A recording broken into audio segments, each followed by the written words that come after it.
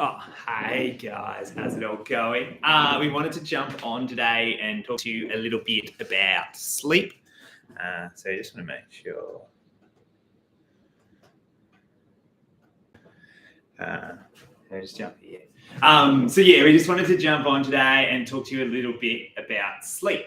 And so one of the things you'll notice, or one of the things we'll talk about today is what is good sleep, how to improve your sleep, and then also the reasons why sleep is so important. And it's probably the number one recovery or performance tool that you're not making use of. So we'll start off with a little bit about sleep and why it is so important, why you want to be so concerned about it if you're not getting the appropriate levels of sleep. So basically, sleep is like the main time when your body is going to rest and recover. So what happens is we obviously have like different layers of sleep. So we have our light sleep, our deep sleep, and then our REM sleep. And then REM stands for rapid eye movement. And that's usually like what they talk about, like dreaming and stuff like that. And so it's not only important that you get enough sleep in total, but it's also important that you go through your different stages of sleep, because each different stage of sleep is sort of just responsible for a different type of recovery. And so the super interesting thing that a lot of people don't realize is when we go through sleep, it's actually like improves the speed and the processing efficiency of our brain up to 20 times. So there's like some really cool research that comes out with regards to if you're learning a new task, or if you're taking on a new role and you want to learn things quicker, or even if you just want to like have a better memory and you want to be like studying something, you want to do periods of like study or skill acquisition. And then immediately after, you want to try and get in at least 20 to 30 minutes of either a nap or deep, they call it non-sleep deep relaxation. So it's like deep meditation, yoga nidra and stuff like that. And so there's really good science out there to show that if you're going into these restful periods after a period of learning, you actually learn that skill much quicker and you get better at it really fast. And so it's super interesting. I started it when I started playing golf. And so I'd go to the golf nets and you just swing and swing and swing. And it wasn't until I listened to Mathew Walker's podcast on sleep that we actually learned new skill acquisition through rest and repetition. So then I'd go and hit, 30 minutes to an hour's worth of balls. Then I go home and I'd sleep, and you come back and miraculously next day you're better. And it's not you're better because you practice that 30 minutes to an hour beforehand. It's because you practice that 30 to 40 minutes beforehand, and then you went home and you had a sleep and a relaxation, and your brain can actually process it. So your brain starts to mimic what's going on. It figures out what you're doing well. It figures out what you could improve on, and then it makes those adjustments so that the next time you go and practice that next day or the next week, whenever it is, you're actually better at the skill of doing that movement. And so that's probably like just the number one reason why you want to improve your sleep is it improves your central processing tasks. The other really important things is if you have a decrease in sleep, there's been links with decreased motivation, decreased reaction time, decreased aerobic capacity. So they're all really big factors when we start looking at performance and are you getting the most out of your body? Are you recovering as well as possible? Are you sort of like promoting the next day so that you can work harder? And so obviously, if you wake up and you're less motivated, you're going to be more likely to skip gym sessions, or you're going to be less likely to move around throughout the day. So that as a compounding interesting, because you're not getting that consistent stimulus in there. Your body starts to deteriorate, your muscles, your heart, your lungs and everything sort of like starts to decline rather than continually making progress.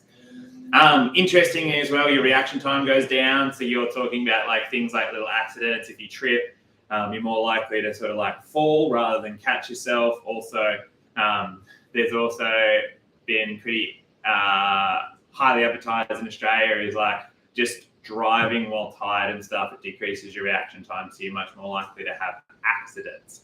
And then the third thing is like your aerobic capacity goes out, so like your lungs' ability to breathe and stuff just diminishes.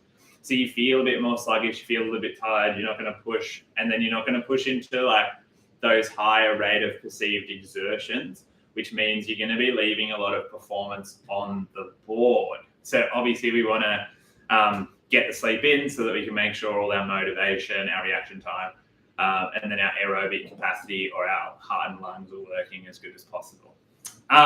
The other really interesting thing is, all this info, it's all sort of comes from a group of listening and then experimentations that I've sort of done. So I'll link up a lot of the show. I'll look up a lot of like the podcasts and stuff I've listened to over the time. But most of them revolve around Matt Walker and the Huberman Lab. So I'll put the links to the podcast in there if you want to dig deeper and get a little bit more of the science behind it. But we just wanted to do a little broad, brief summary of it all for you guys so you take away some actionable notes. The other really interesting thing is, like, if you're down on your sleep and you're feeling a little bit tired, your carbohydrate consumption actually goes up. So a little chemical called ghrelin, which is responsible and related to appetite, it gets suppressed. So therefore, like, you become hungrier and you're going to eat more carbs and you're going to consume more calories in the day. So that's like a really big thing. Obviously, if you're concerned with weight loss or weight management, you really want to be getting sleep because it's going to help your metabolism in those aspects as well. And probably one of the most interesting things I sort of found from listening to all this talk about sleep and also reading Mathew Walker's book, Why We Sleep, was when we sleep, what happens is as we go through the day, our brain obviously consumes a lot of energy, and it can consume majority of the energy in our body more than our muscles and everything else combined. And so because the brain has such a high energy consumption, it starts to accumulate a waste product called beta amyloid, which is basically almost like a little plaque that starts building up in our brain. And then over time, if we get an accumulation of this plaque and we can't get rid of it adequately, we are more predisposed to things like Alzheimer's and dementia. And so basically what happens is when we go into our sleep, the way Mathew Walker explains it is we go into our sleep and our brain shrinks to like 1/20th of the size. So it goes from being, a big city in Sydney down to like a little suburb. And then what happens is that makes it a bit more efficiently. So like the street cleaners can come up, they detect these beta amyloid molecules, and then they can get rid of them, clean them up, and then the brain enlarges back up. So it makes this whole cleaning process much more efficient. And so that's like another reason why obviously we want to be getting sleep, because as we progress, not only do we want to live a good and healthy life now, but we also want to try and prevent cognitive decline or brain-related issues later on in life, because that has like a massive impact in terms of our quality of life in our later years. So there are a few of the reasons why sleep is so important, and also a few reasons why we need to maximize or sort of put a bit more emphasis on our sleep. And it's also one of the things that we sort of see in clinic as well, just regards to pain and discomfort. So people will generally be in more pain when they haven't slept. They're like, you're a bit more irritable, you don't have as much patience. So all those things are going to sort of like push the pain needle up and decrease your pain thresholds, decrease your pain thresholds, and then increase your perception of pain. So we want to be getting as much sleep as possible, because then that de-stresses us and it de-stresses our pain and discomfort, as well as helping us recover and regenerate after exercise again. The other thing as well, the other thing I want to touch on before we start getting into some tools is the way our body recovers and regenerates. So basically, everyone thinks that you need to go to the gym and you need to exercise really hard in order to make yourself fitter and stronger. But what happens is we go to the gym and we break down sort of our muscle tissues, and then we sleep, and our body has the ability to repair and regenerate those tissues. So if we're not getting adequate sleep or enough of the right timings of sleep, then what happens is our body doesn't have that ability to recover and regenerate. We're not repairing the muscle damage that we do.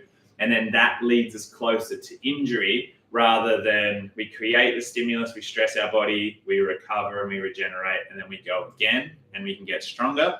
We just keep sort of eroding until eventually we get an injury, or we break something, or we tear something. So sleep super important when it comes to muscle repair and also brain and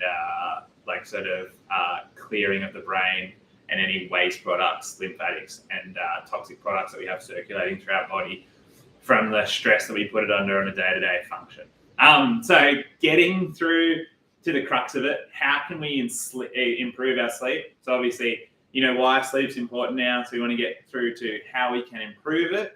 And we want to sort of break it down into sort of like 3 different segments. So the Huberman Lab does it really well in his podcast, The Sleep Toolkit. And he breaks it down into sort of like, you want your morning, your sort of afternoon, evening stuff. And then like I added in your nighttime routine as well, purely because sleep is like anything. It's a skill. And if we practice that skill, we can get better at it. If we don't practice it and we don't have good awareness around it, it can deteriorate or slip by and we don't realize how much of an effect it's having on our overall health and well-being.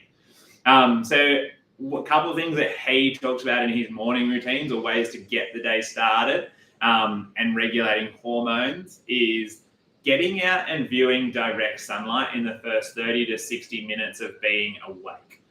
And so the reason why we want to get out and visualize sort of like the sunrise or early morning sun is it helps with our hormone regulation. And so 3 of the key indicators to help get us to sleep, or 3 of the levers we can pull or sort of manipulate, is our sort of like hormone regulation or our endocrine system, then also our body temperature, and then also just energy levels and the visual cortexes. So visual feedback is a really good driver of then hormone secretions or like hormones and chemicals that we release in our body, which then tells us that we can get to sleep. And so getting outside and visualizing like early morning sun or within the 30 to 60 minutes, it helps to decrease or like stop, like as soon as you get outside and you visualize light, your body starts producing a little chemical called adenosine. It also increases cortisol, so it makes us a lot more alert and awake. And then the other things it does is it starts that biological clock so that we can actually get to sleep, 16 hours after we've sort of woken up. And so when we go outside, we want to get outside for 5 to 10 minutes. We want to sort of like be looking close to the sun. Obviously, you don't want to look into the sun if it's going to hurt your eyes and it's a really bright and sunny day. But depending on sort of like where we live in the world and then also how much sun we get and what time of the year it is and what time of the day you actually get up, anywhere from 5 to 10 minutes. So I try and get like at least 5 minutes because we live in Sydney. It's been a little bit cloudy and rainy the last couple of weeks. So I have been trying to get to 10 minutes. But like 5 minutes, it really sort of just helps to like increase your visual senses. And then it like helps with your hormone regulation. So it's a really nice, simple one. Just get outside 5, 10 minutes first thing when you wake up. And then it sort of starts getting everything like on the right circadian rhythm or sleep-wake cycle for you. The next thing is like we get body temperature fluctuations. So in the middle of the night, we have, or sort of like 2 hours before we wake up, we have our lowest body temperature over a 24-hour period. And then as we go through the day, our like temperature slowly raises, and then we want to sleep in a cool environment so you can rest and relax and all that stuff. So getting the like body temperature up early in the morning is recommended. So that's things like exercising. Obviously, when we wake up, we get up and we start moving around. So that increases our core body temperature. But exercise is a really nice way to sort of stimulate or kickstart that as well. My training is a little bit skewed. So because we have a young family and stuff, I generally tend to train during the day. But I'll like try and get outside and do, 10 to 15 calf raises while I'm looking at the sun, have a break, another 10 to 15 calf raises. So that way I'm just sort of starting to get some movement into my day. Other really nice ways of doing it is you can get outside and go for a walk when you first get up. Really nice way to obviously start combining raising your core body temperature and getting your visual senses. One other thing I just want to touch on with the light exposure is we want to be doing the light exposure without sort of sunglasses or outside, like not through a window. So as soon as like the light has to pass through lenses, it decreases its efficiency anywhere from 10 to 100 times. So if you can get outside You don't need sunglasses on because the morning sun isn't usually that bright. But it's a really nice way of sort of getting the blood temperature raising if you're going for a walk, but then also regulating that hormone. The other thing that sort of like struck me, and I've sort of started to change a little bit, was caffeine consumption. So a lot of people I know will have caffeine to help them feel more awake, but on the flip side, it's also something that sort of like starts to interrupt your sleep. So with regards to caffeine, you want to sort of limit that at least 90 to 120 minutes after you wake up, only because like if you have coffee when you first start to wake up, it works by blocking a little chemical in our brain called adenosine. So adenosine is responsible for sort of making us tired and go to sleep. And like we said, as soon as we wake up, your body starts to sort of like secrete that adenosine. And when it gets to a critical mass, then we start to feel tired and drowsy. And so if we have caffeine too early in the day, right when we wake up, what happens is we might still have a little bit of that adenosine left floating around. So then when the coffee wears off, we have a really big crash, that 6 to 8 hours after like the half-life starts to decrease, or the caffeine starts to decrease in our bloodstream and our brain. So trying to hold off for 90 minutes to 120 minutes. Like we said, if you get up and you get moving around and you get a little bit of sunlight in, that'll help perk you up. And so hopefully you won't need the coffee first thing in the morning. And then the other thing is you can also just have a light meal. So once we have food in our belly, it starts to sort of like create energy, and then that creates like an increase in our body temperature as well. So a light meal to start off with. Me personally, I do intermittent fasting just because it's easy and it fits in with my lifestyle now. So I generally don't eat until about 1 o'clock in the afternoon. But eating is one of those things that you can sort of also bias in your morning routine when you first get up. And then obviously they're all things we can do at the start of the day. So it starts to like set that biological clock so that by the time the sun goes down, we are actually ready to go to sleep and our mind isn't wandering and stuff. The other thing is obviously getting exercise and movement in through the day. So building out your total energy expenditure. They talk about 10,000 steps as the minimum, ideally aiming for 15,000 steps. Or like I use an Oura Ring and they talk about like, 500 to 600 active calorie burn. So, getting out your exercising, because obviously that'll make you more tired and easier to fall off to sleep once your head hits that pillow. And then in the evening, we want to sort of start our evening routine. And the way that we can start to do that is by getting outside again and making use of like that light mechanism that we spoke of in the early morning.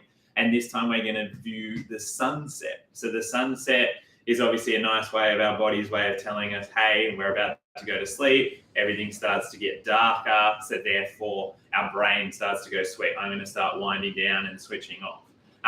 So it's really interesting as well. They talk about how if you can get out and view the sunset at night, it helps to suppress the artificial lights and all that jazz that might help keep you awake. I know blue light blockers is like something that's like really big at the moment as well.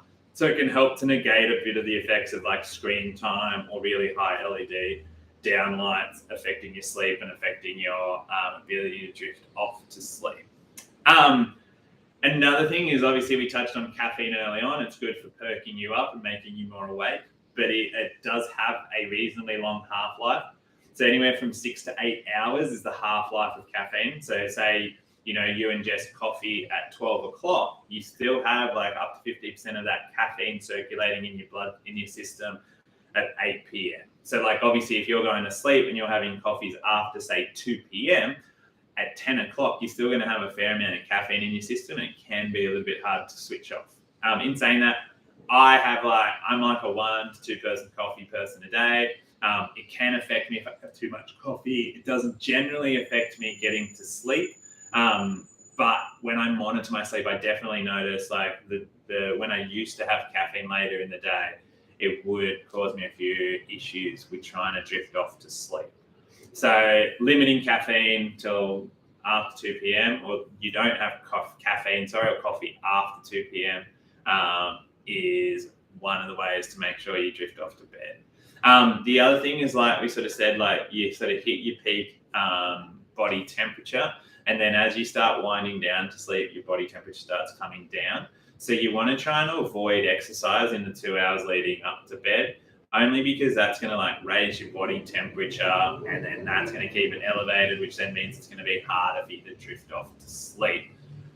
And then the other things is, obviously it gets your blood pressure racing, gets your brain active, it gets you like alert and awake. So you want to sort of avoid that up to 2 hours before sleep, which isn't a drama, because 2 hours before we go to sleep is usually boys' bedtime and bath. So Christy won't let me get out of the house in that time anyway.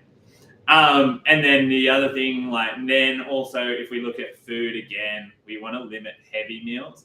So if we're having a heavy meal up to 2 hours before we go to bed, that'll sit in your stomach and it'll be going through like your gastrointestinal tract. And so if your body's trying to digest food, it's going to spend less like of its like processing power or ability to like recover the rest of your body until it's digested all that food and extracted all those nutrients. So we want to be limiting, like heavy meals up to 2 hours beforehand. Other things as well is like, just through like a little bit of nutrition studies and stuff, having an adequate protein intake when you go to bed. So I do intermittent fasting, so I need to make sure that I have a pretty decent protein heavy meal before bed, or sort of as my last meal before I go to bed. And I want to make sure that I have a fair bit of protein in it, only because if I don't, then I might wake up during the night if I'm not getting adequate like sort of calories in throughout the day. So making sure you don't have a heavy meal too close to bed, but also making sure that you're getting enough food that sustains you through your rest or through your sleep period. Then we start to get into things like light. So obviously, like, it's becoming more and more of an issue is screen time before we go to bed. And so it's recommended to limit the screen time.